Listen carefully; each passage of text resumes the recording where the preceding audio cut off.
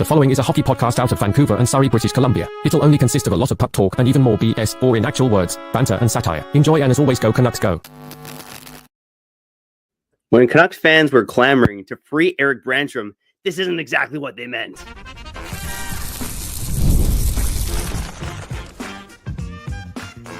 You're Locked On Canucks, your daily podcast on the Vancouver Canucks, part of the Locked On Podcast Network, your team every day. Hey, welcome to another episode of Locked On Canucks. My name is Trevor Beggs, the co-host of Locked On Canucks and also a Canucks writer currently with Daily Hive Vancouver. Before we dive into the episode, we got to thank you for tuning into Locked On Canucks, baby. You know why? Because it is your Canucks every damn day. We're part of that Locked On Podcast Network. They're doing the most for sports fans across the world. And for our show, if you haven't done so already, make sure you go subscribe and like this video on YouTube and on the podcast side. Oh, baby, go follow us and leave a 5-star review, because we're not here without you, but we're also not here without those sponsors. And today's episode is brought to you by FanDuel. Go start the season with the big return on FanDuel. New customers can place a $5 bet, and you'll get started with $200 in bonus bets if you win or lose your first $5 bet. Visit FanDuel.com to get started. The vibes in Vancouver are good right now. After beating the Toronto Maple Leafs 3-0 on Hockey Night in Canada, perhaps one of the biggest surprise wins of the season, considering how bad they were in Carolina the night before, considering the fact that they were in Toronto for 4 hours prior to puck drop at the formerly the Air Canada Center. I think it's now the Scotiabank Center. It doesn't matter because it's Toronto. But the vibes are definitely not good in regards to Erik Brannstrom. We want to kick off the show talking about that today. We'll also dive into a little bit about Elias Pettersson's return and Quinn Hughes making that push for the Hart Trophy, despite what naysayers say. And let's touch on some bad takes there as well, because Quinn Hughes definitely not getting the respect he deserves. But at least in Vancouver, a guy who is not getting the respect he deserves from this coaching staff and this management team is Erik Brannstrom. Now, as you probably know by now, Erik Brannstrom was placed on waivers yesterday, to the surprise of, I think, many Canucks fans and many around the NHL. And I think one sign that this was not a great decision by Canucks management is the fact that you had people across all of their fan bases saying they got to claim this guy. And specifically, I saw a lot of Buffalo Sabres fans. Yeah, Desperate Times in Buffalo saying that Kevin Adams is an idiot if he doesn't claim Erik Brannstrom. Well, guess what? The Buffalo Sabres didn't claim Erik Brannstrom, and neither did every one of the other 31 teams in the NHL. Erik Brannstrom has officially cleared waivers. He will report to the Abbotsford Canucks, but he doesn't belong there. And I think this has been clear to Canuck fans for a while now, that this defense is, especially when Quinn Hughes is out of the lineup, arguably the worst defense in the NHL. Now, thankfully, Quinn Hughes is back, baby. He's making magic happen. He made magic happen again on Saturday against the Toronto Maple Leafs. But this old school hockey mentality, and it's obviously not just Vancouver, it's old hockey men across the NHL. They got something against defensemen who are below 6 feet, who are not named Quinn Hughes. And Erik Brannstrom is suffering the consequences right now. You look at Erik Brannstrom in both the game tape and the fantasy stats, there's an argument that he's been the second best Canucks defenseman this season. Now, yes, Filip Hronek has, I think, been better than Erik Brannstrom. Of course he has. He's making $7.25 million after all, and we haven't seen him since the end of November. And by the way, Hronek back on the ice in Winnipeg. There's a chance he returns against the Winnipeg Jets on Tuesday night in Winnipeg. But with Erik Brannstrom, we've seen it for a while now. There have been, in my mind, 3 to 4 defensemen on the Canucks who have struggled immensely. And the 3 right now, 2 of them are on the left side of the defense. And it's Carson Soucy and it's Derek Forbort. Derek Forbort, I mean, he's missed a chunk of the season due to personal reasons, due to injury. Even on that second game of the season when he was chugging Pepto-Bismol on the bench, he has not been available for the Vancouver Canucks often. He had a couple good games there. I believe it was the game against Nashville where him and Vincent Desharnais, they crushed their minutes against a weak Predators squad. But Derek Forbort, he's had his hiccups. Carson Soucy and Noah Jules in that pairing has especially had their hiccups. And it's hard to fathom not playing a guy like Erik Brannstrom in your lineup, especially even with Quinn Hughes in the lineup. I mean, look at the overtime game against the Washington Capitals. This Vancouver Canucks defense is desperate for guys who can move the puck up the ice. And we mentioned it last week, everydayers know Erik Brannstrom this season, he has 3 goals and 8 points. He's only a couple points behind Tyler Myers, despite Myers playing nearly 15 games more than Erik Brannstrom so far. And Erik Brannstrom, I believe, is third right now in the Canucks in defensive scoring. He might be a point behind Filip Hronek, but he is second overall among Canucks defensemen in goals scored. And again, Erik Brannstrom, I think part of the flawed logic from Canucks management here is that Erik Brannstrom has proven not just in his time in Vancouver, but in his time with the Ottawa Senators too, that he can play good defensive minutes, and that he can play on the penalty kill. And again, you're seeing a Canucks team right now with, when Carson Soucy and Noah Juulsen are on the ice especially, there is an absolute utter lack of capability in terms of moving the puck up the goddamn ice. And one guy who could help with that is Erik Brannstrom. Now, we'll see what the future holds here for Erik Brannstrom in Vancouver, but, Talka did give some hints as to why Erik Brannstrom wasn't in the lineup. And he basically talked about how this team likes to play boring, safe hockey, shut it down defensively. But the reason I'm not buying that excuse is because, again, when Erik Brannstrom has been on the ice, the Canucks have been fine. They've been fine at shutting down scoring chances. Erik Brannstrom and Vincent Desharnais, I know they played sheltered minutes, but their expected goals for is north of 60%. They've done fine in those minutes. And again, it's maybe a bit of a moot point now with Filip Hronek coming back, but you got to question what's going on with Canucks management here, especially based on the fact that Guillaume Brisebois, who I think, in 2 of the 3 games he played this season has been fine, but he's not Erik Brannstrom. He doesn't have the same skating. He doesn't have the same dynamicism in his game. He still fumbles the puck and makes mistakes with the same regularity, if not more regularity, that Erik Brannstrom does. And we'll see if this bold strategy, Cotton, pays off for the Vancouver Canucks. But based on the way this defense is constructed, this could be a headache for the Canucks moving forward. And it's been a headache pretty much all season long. So we'll see what Brannstrom does in the AHL. I mean, right now, the Abbotsford Canucks, they lost 6 in a row. They're back on a bit of a heater, picking up wins against the Henderson Silver Knights. Again, not a great AHL squad, but picking up points in back-to-back games. And I guess another reason why I don't like Erik Brannstrom in the AHL as well is because of the guys on the left side in the minors right now, in Kirill Kudryavtsev and Elias Pettersson. Elias Pettersson was just named an AHL All-Star. He's handling the tough matchups. He's playing on the top penalty killing unit. Kirill Kudryavtsev, one of the team leaders in points in Abbotsford this season. I believe he's second to Ty Mueller right now in points among Abbotsford Canucks. Having a guy like Brannstrom on that AHL roster just pushes those guys down the depth chart, unless you want to get Brannstrom the shelter minutes in the AHL, which doesn't make a whole lot of sense either. So right now with the Vancouver Canucks, again, they still have a very tough stretch coming up. And oh, by the way, I think they're sitting outside the playoff bar right now, even after winning in Toronto on the weekend. And the team that jumped them, the Calgary Flames. The Calgary Flames still a point behind. Okay, no need to panic yet. But by the time you're listening to this, hey, maybe there's a chance that the Calgary Flames have beaten the Chicago Blackhawks and have leapfrogged the Canucks for that last wildcard spot in the standings. The Blackhawks and the Flames play tonight on Amazon Prime. And if they do that, Calgary will have the same amount of games played as Vancouver, and they'll have 1 more point. And again, the Canucks have a very tough stretch coming up. We highlighted it before. Everydayers know. The Canucks have one of the toughest schedules remaining in the NHL. They've had it easy so far. In terms of their schedule, and they've still just barely managed to hang on to a playoff spot. Checking it out right now on our friends at powerrankingsguru.com.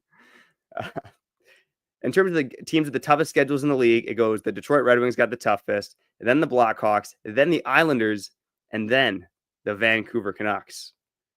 So the Vancouver Canucks have the toughest schedule remaining in the Pacific Division, the second toughest schedule remaining in the Western Conference, and the 4th toughest schedule in the NHL overall. And again, there seems to be this mentality that the big trees on defense can, help limit those chances against and put the Canucks in a better chance to succeed. But what we see night after night is that the Canucks look like one of the slowest teams in the NHL. And that's a problem. This game is based on speed and skill nowadays, baby. And sure, you need your size, but if your size isn't doing their job defensively, and they can't move the puck up the ice, then what's the point of size? What have Kyle and I said on this program time and time again? Size doesn't matter, baby. Just asking my wife. And Eric Brannstrom, I don't think it's the last of him we've seen in Vancouver, especially if Forward or Susie, who have been routinely unavailable over the past couple seasons, especially Forward this season, if they continue to struggle, Erik Brannstrom's got to be an option.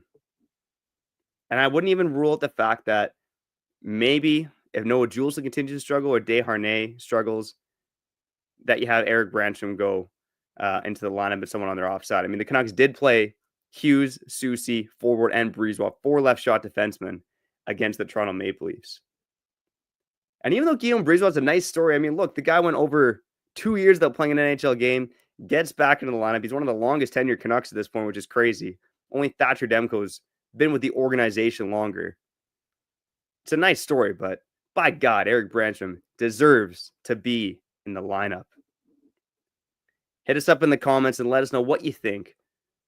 Should Erik Brannstrom be with the Vancouver Canucks right now? Where should he slot into the lineup?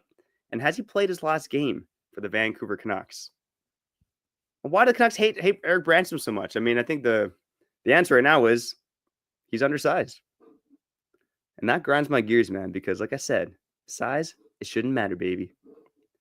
On the other side, let's get into more about what happened on Saturday night, specifically Elias Pettersson, I should say, his return to the lineup, his teammates calling him a Selke candidate on the bench, Quinn Hughes pushing for the Hart, Filip Hronek returning to the lineup. Should he play with Quinn Hughes?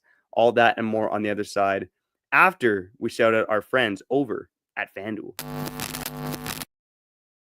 Man, oh man, our friends over at FanDuel trying to help you out with those big wins, especially if you are a new customer, because right now new customers can bet $5 and get $200 in bonus bets guaranteed.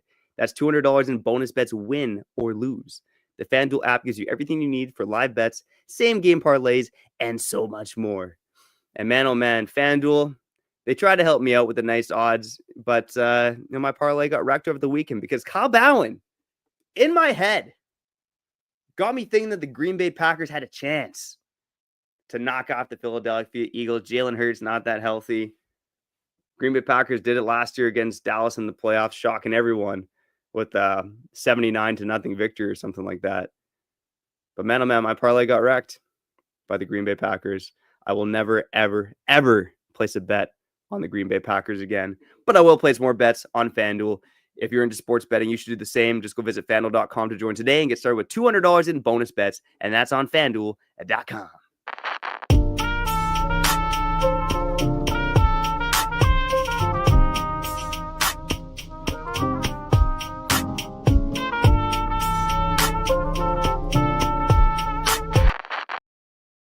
All right. We're back here on Locked On Canucks. Your Canucks every damn day. I'm Trevor Beggs, not joined by my co-host Kyle Bowen today. And I mentioned those Green Bay Packers in my ad read. Kyle Bowen, I think he's got a case of the Mondays, a.k.a. the case of the Green Bay Packers breaking his heart. And now he's out for 2 to 3 days here, day to day, recovering from that loss. It's a tough time, Kyle. It's a tough time, but it's all good, buddy. Green Bay will bounce back, and they are a little bit better than my Seattle Seahawks. All right. Saturday night against the Toronto Maple Leafs. Elias Pettersson. He returned to the lineup on Friday against the Carolina Hurricanes. You might not have noticed, although a couple of good first period chances. But he returned in a big way against the Toronto Maple Leafs on Saturday night. And in Vancouver, we know that he hasn't been the same player for the last 11 months.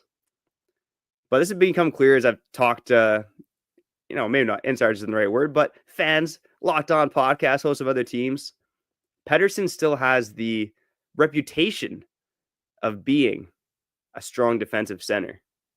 Gil Martin mentioned it in our clip from last Friday's episode, about the Islanders chasing Elias Pettersson, saying that, the Islanders could really use a player like that with a strong defensive impact and offensive instincts as well. And even though I spent the first 12 minutes of the show crapping on the Vancouver Canucks, and especially Rick Tocchet for his dislike towards Erik Brannstrom, again, don't be staring at the wrenches in the locker room, Rick Tocchet. Size doesn't matter. But he did make a pretty damn good decision on Saturday night. And I got to hit the applause button for this for a second, because I've wanted to see this since summertime, and it finally happened on Saturday night.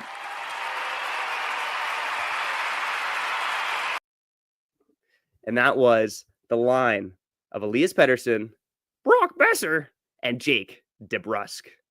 We've seen it for a couple of shifts here and there this season, not with much regularity. But we saw it on Saturday night against the Toronto Maple Leafs, and I got to credit Tocchet, because he made the adjustment. Instead of JT Miller chasing the hard defensive matchups, he put Elias Pettersson in that role against the Toronto Maple Leafs top players, and they were largely invisible for most of that night. And when they did get their chances, it was Elias Pettersson stepping up defensively with blocks, with intercepted passes all over the defensive zone. And it was a signature performance for Elias Pettersson. And we're grasping at straws here. We're looking for positivity. We're looking for reasons to believe that this Canucks team is going to go back to being a Stanley Cup contender. And if you want to believe that they're going back to be a Stanley Cup contender, Elias Pettersson and JT Miller need to step the F up. We all know that. And Elias Pettersson absolutely did step up on Saturday night against the Toronto Maple Leafs. And perhaps this is a sign of things to come, both for the Vancouver Canucks as they played Game 42 on Saturday, right? We're in the second half of the season now. The stretch drive is upon us, and the Canucks, by God, they need this guy, as I mentioned, with the fourth toughest schedule in the NHL remaining. But this is a role that Elias Pettersson should handle, and I think this is something that at least Kyle and I thought was going to happen prior to the 2023-24 season. That you have Elias Pettersson take the tough matchups, you have some good defensive centers in Teddy Bluger and Pius Suter, and gave JT Miller the plum matchups to do his thing, be a wrecking ball offensively. Obviously, that didn't happen in 2023-24. Miller proved us wrong. But coming into this season, he looks like the same player who's been a bit of a disaster defensively for the majority of his Canucks tenure, right? Easy to forget about that last season. Career year, going up against McDavid, shutting him down, doing his thing. But this season's been a different JT Miller. Moving forward, I think the Canucks got to go back to that recipe. Give Elias Pettersson's line the tough matchups. Give him top six wingers in DeBrusk and Besser. And watch him cook, baby. Watch him cook. Oh, let's go.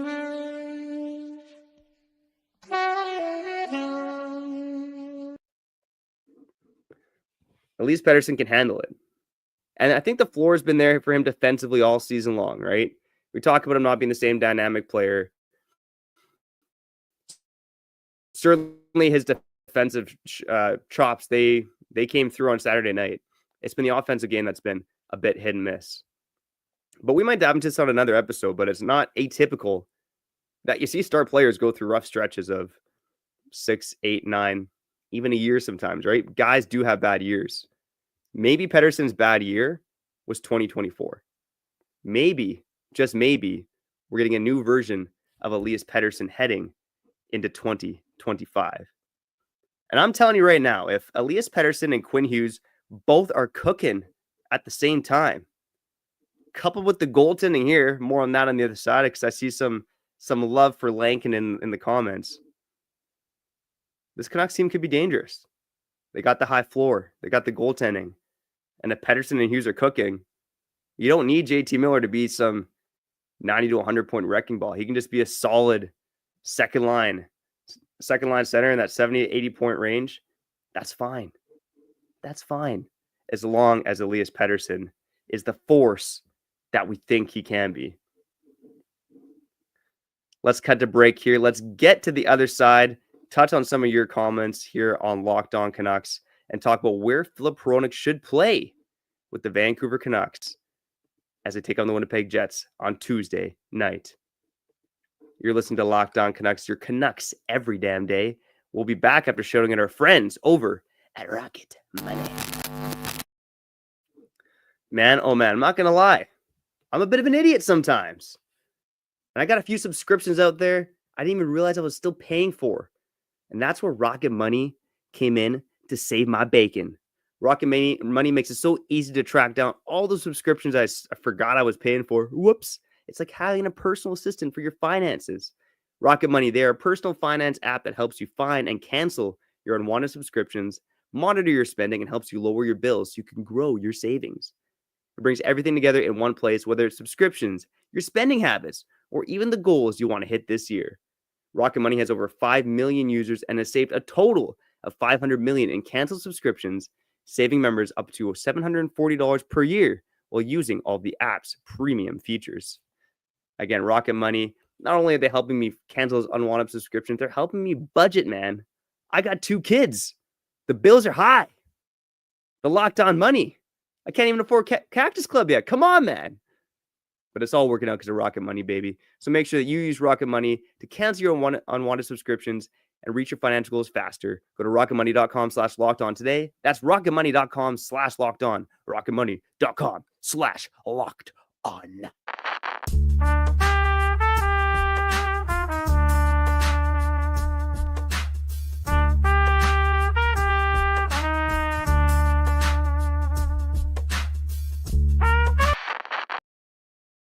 All right. We're back here on Locked On Canucks, your Canucks every damn day. And I like it, man. The vibes are good on a Monday right now. The vibes are good on a Monday. Okay. After winning against the Toronto Maple Leafs. Because look, the vibes just have not been good for a while now, right? And especially since the Christmas break. The Vancouver Canucks since Christmas didn't even pick up a regulation win until the Toronto Maple Leafs hosted the Canucks on Saturday at whatever it is in Toronto, the Scotiabank Center. I'll tell you, one of my favorite memories, the only time I've been in Toronto back in 2014, I found this sick shirt, even sicker than this Canucks sweater I'm wearing right now. Shout out to Santa Claus. YouTube, you can see it. There we go. The skate, represent the skate. Had this great shirt, had the Maple Leafs logo, but it said worst team ever on it. And I wore it around Toronto all day, baby. Did not get a lot of compliments, but I don't care because I bleed the blue and green. Okay. And Filip Hronek, hopefully he's done bleeding as well. What? We don't know what happened to him. Upper body, lower body, middle body. I think all of it was affecting him. But regardless, they're expecting him to be back early. The timeline for Filip Hronek was 8 weeks. That was at the end of November. And here we are in mid-January. And Filip Hronek has rejoined the team on the ice in Winnipeg. And it's a big game coming up against the Winnipeg Jets. We'll talk about it tomorrow, more on tomorrow's episode of Locked On Canucks. But if Filip Hronek comes back to this team, that's going to be a huge, huge boost for this roster. I mean, my God. We're pissed off about Erik Brannstrom being gone. But that being said, replacing Filip Hronek with any of those 3 right shot guys, I think you're in a good spot, right? What do we have? There's only 2 right shot guys in the last game, and I guess Guillaume Brisebois would slide to that as well. So bye-bye, Brisebois. Hello, Filip Hronek. Should Filip Hronek play with Quinn Hughes upon his return to the lineup? I'm going to say no, and here's the main reason why. And Andrew's backing me up here in the comments. I think he's saying split Huggy and Roney, not spit on Huggy and Roney. My God, Andrew. Holy smokes, man. Quinn Hughes right now, he's pushing 30 minutes a night. And while, Tyler Myers has filled in admirably in those minutes, there's certainly a strong argument that you put together one of the best defense pairs in hockey. But that combination, to be honest, it only works when the rest of your defense can hold up. And right now, there's metrics out there that suggest that Carson Soucy and Noah Juulsen in particular have been 2 of the worst defensemen in hockey. And I see some people out there, shout out to Kempner Canucks, go check him out on YouTube, Mr. Positive, and I'm Dark Guy Begsy. He was saying that he's, thrilled that Noah Juulsen is on the Vancouver Canucks roster. I mean, look, I should have the Surrey boys back. The guy was born in my hometown. But man, oh man, he has been far from perfect, and I think he's just been borderline unplayable at times with the Vancouver Canucks. I think something that the Canucks, and maybe this won't work right away with Filip Hronek getting, eased back into the lineup, but I think Soucy and Hronek, they got to see if that's a thing for the Canucks. Because if you have Soucy and Hronek and Hughes with whatever right shot pylon they want to put with him, that's going to give you a credible top 4. And the last season with the Canucks, why it worked is because they really had that top 2, and then they had a bottom 4, but those second and third pairs were interchangeable. Neither of them was really a weak spot, right? Soucy and Myers, they played better than expected. Zadorov and Cole, They played well together. You just don't have that same luxury this season. You don't. And Rick Tocchet's got to get over it. Derek Forbort, Vincent Desharnais, Soucy, Myers, Juleson, Brisva. It's been a train wreck. And sure, the Canucks' expected goals against totals look fine. But we've seen it. And they've blown multi-goal leads this season like they didn't do last year. Although those overall stats are fine, they do seem to be crumbling when the pressure gets turned up, when they're playing with the lead. And that's troubling, man. That's troubling for this Vancouver Canucks team. So I'm not sure if it happens in Winnipeg or if it's the right thing to do right away. But long term, you got to see if Carson Soucy can be a top 4 defenseman playing alongside Filip Hronek. That was the hope for him coming into this season. And instead, he's been worse than Derek Forbort. Is that fair to say? For the most part, I would say that's the case. Couple minutes left here on Locked On Canucks, your Canucks every day. Thanks for joining us on a Monday or whenever the hell you joined us. Before we get out of here, let's get to a few of your comments, baby. We got some chatter here in the comments about Kevin Lankinen and James Moore. Shout out to James Moore. Make sure you go look that guy up. He's a powerful dude. We like powerful people listening here on Locked On Canucks. James Moore saying, I hope the chatter about extending Vezina Lankinen are real. Vezina Blankinen, baby. Unbelievable. Green also saying in the comments, 4 to 5 mil for 4 to 5 years for Lankinen. I would do it. Carmen Graywell saying, pump the brakes. He's a career backup. He's not getting $5 million. I got 2 words for Carmen Graywell. Mackenzie Blackwood. Look, Kevin Lankinen's numbers aren't what Mackenzie Blackwood's were on a bad San Jose Sharks team. Mackenzie Blackwood was phenomenal for that Sharks team. But again, he got 5 years at $5-ish million per season. I do think somewhere, based on what Lankinen's been doing this year, in that $4-ish million range, are completely fair. And in fact, if he does hit free agency next summer, would not shock me if he hit the $5 million mark. Now, the thing I will say about the Vancouver Canucks is that they've tended, for the most part, when they've re-signed guys, to get them to sign at below market value. Look at Dakota Joshua last season. I mean, $3.25 million. Based on how he's played this year isn't great, but extenuating circumstances. He could have gotten $4 million plus on the open market. Tyler Myers, I think 3 is an overpay, but he could have gotten probably 4 on the open market. Teddy Bluger, we projected his contract to be somewhere in that 2.5 plus range. He signs for $1.9 million. The list goes on and on, not to mention Reefer, Sherwood, baby. My God, that contract makes me horny. Unbelievable stuff. So with the Canucks and Kevin Lankinen, you got to believe that there's a good chance that if they want to keep Lankinen in the fold, and based on Demko's health, might not be a bad thing to do, that they somehow find a way to get him in a cheaper contract. Now, there's a whole other conversation that needs to be had about Archer Shilovs, Thatcher Demko, if the Canucks go down that road. But somewhere in that $4 million range, he's probably going to look for at least 3 years. That's a contract that, I mean, I'm leaning towards being comfortable with right now based on Thatcher Demko's availability, based on Archer Shilovs being nowhere near a sure thing in terms of prospects. The Canucks do have a tough decision to make with Kevin Lankinen, but let me know in the comments. What do you think of 3 years at $4 million per season for Kevin Lankinen? All right, let's see if there's a couple more comments that stand out here before we get out of here on Locked On Canucks. Again, thanks for joining us on a Monday here. Let's see, Major Tao in the comments. Yeah, Toronto is a much better team, but Vancouver has some championship elements. Okay, I'm hitting the applause button for that. We haven't proved anything in Vancouver, but I don't care, baby.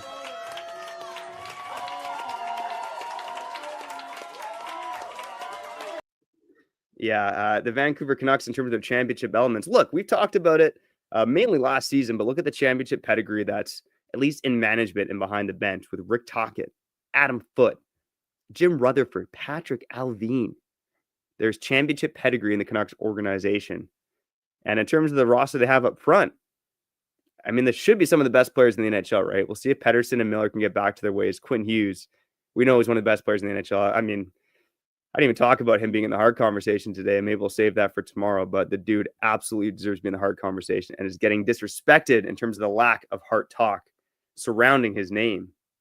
But the championship pedigree in Vancouver and in Toronto, what is it? One time they've gone past the first round with this core.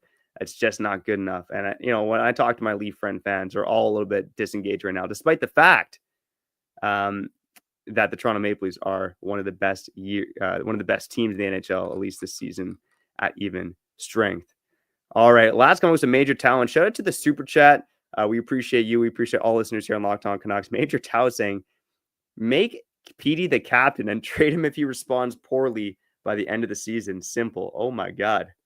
Major Tao, he's feeling bold. He's drinking, he's smoking that reefer Sherwood for sure. Yeah, Quinn Hughes is the captain of this team. Plain and simple. I mean, I like the creativity, I like the boldness, but Quinn Hughes is the captain of this hockey team. I don't think Pete ever really wanted anything to do with being captain. Looking back on it in hindsight, I mean, we had our takes last season, our debates on whether it should be Pettersson or Hughes, and it was a pretty healthy debate at the time. I think our commenters, the fan base was pretty split on who should have been captain, but they obviously made the right call on Hughes. He is the Vancouver Canucks. You don't have to be the most vocal guy as captain. We've seen that with past captains of Vancouver, but he's the best player on this hockey team. He sets the tone.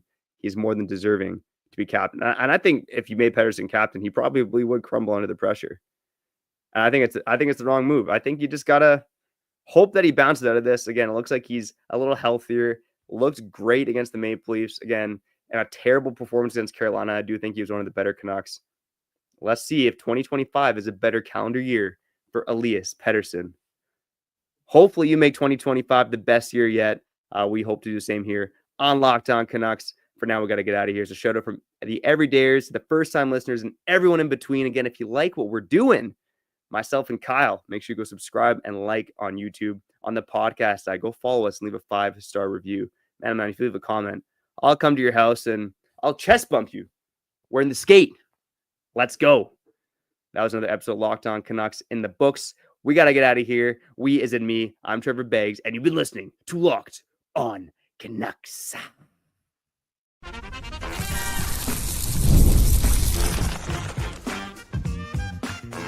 You're Locked On Canucks, your daily podcast on the Vancouver Canucks, part of the Locked On Podcast Network, your team every day.